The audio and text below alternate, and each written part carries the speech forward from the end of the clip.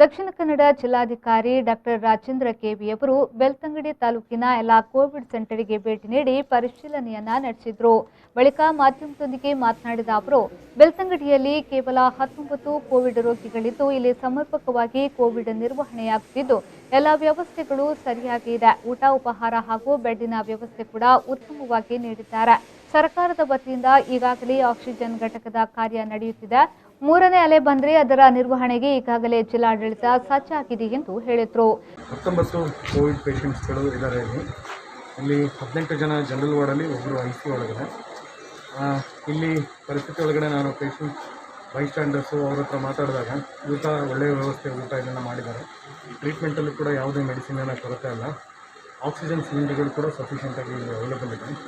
ಮತ್ತು ಇನ್ನು ಹೆಚ್ಚಿನ ಲೋಡನ್ನು ಕೂಡ ತೊಗೊಳೋದಕ್ಕೆ ರೆಡಿಯಾಗಿದ್ದಾರೆ. ಮತ್ತು ನಾವೀಗ ಜಿಲ್ಲಾಡಳಿತದ ವತಿಯಿಂದ, ಸರ್ಕಾರದ ವತಿಯಿಂದ ಈಗ ಆಕ್ಸಿಜನ್ ಮ್ಯಾನುಫ್ಯಾಕ್ಚರಿಂಗ್ ಪ್ಲ್ಯಾಂಟ್ ಇದಾಗಿದೆ. ಅದರ ಕಾಮಗಾರಿ ಕೂಡ ಪಬ್ಲಿಕ್ ಹೆಲ್ತ್ ಇಂಜಿನಿಯರಿಂಗ್ ಡಿಪಾರ್ಟ್ಮೆಂಟಿಂದ ನಡೀತಾ ಇದೆ. ನಮ್ಮಲ್ಲಿ ಸ್ಟಾಫ್ಸ್ಗಳು ಎಲ್ಲರೂ ಕೂಡ ರೆಡಿ ಇದ್ದಾರೆ. ನಾವು ಇನ್ನು ಡ್ಯೂರಾ ಸಿಲಿಂಡರ್ ಅಂತೇಳಿ ಒಂದಿರುತ್ತೆ, ಲಿಕ್ವಿಡ್ ಮೆಡಿಕಲ್ ಆಕ್ಸಿಜನನ್ನು ಕೊಡೋದಕ್ಕೆ, ಅದನ್ನು ಕೂಡ ತರಿಸೋದಕ್ಕೆ ವ್ಯವಸ್ಥೆ ಮಾಡ್ತಾಯಿದ್ವಿ. 3ನೇ ಅಲೆ ಬಂದಾಗ ಅದನ್ನು ಏನು ಪೀಡಿಯಾಟ್ರಿಕ್ ಇದನ್ನು ರೆಡಿ ಮಾಡ್ಕೋಬೇಕು. ಜಿಲ್ಲಾ ಹಂತದಲ್ಲಿ ಈಗ ಆಲ್ರೆಡಿ ಪೀಡಿಯಾಟ್ರಿಷನ್ಸ್ಗಳ ಎಲ್ಲರನ್ನೂ ಕೂಡ ಕರೆದು ಅದನ್ನು ಮಾತಾಡಿ ಯಾವ್ಯಾವ ರೀತಿ ಇನ್ಫ್ರಾಸ್ಟ್ರಕ್ಚರ್ನ ಬಿಲ್ಡಪ್ ಮಾಡಬೇಕು ಅದನ್ನು ಮಾಡ್ತಾ ಇದ್ವಿ. ಕೊಕ್ಕಡ ಕಮ್ಯುನಿಟಿ ಹೆಲ್ತ್ ಸೆಂಟರ್ದು ಕೂಡ ಕಾರಣಾಂತರಗಳಿಂದ ಕೆಲವೊಂದು ತಡ ಆಗಿ ಇದ್ರೊಳಗಡೆ ಆಗ್ತಾ ಇದೆ.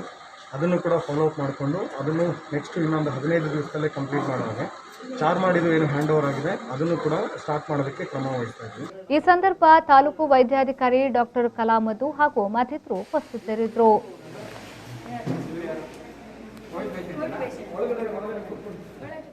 ಸತೀಶ್, ವಿ4 ನ್ಯೂಸ್, ಬೆಳ್ತಂಗಡಿ.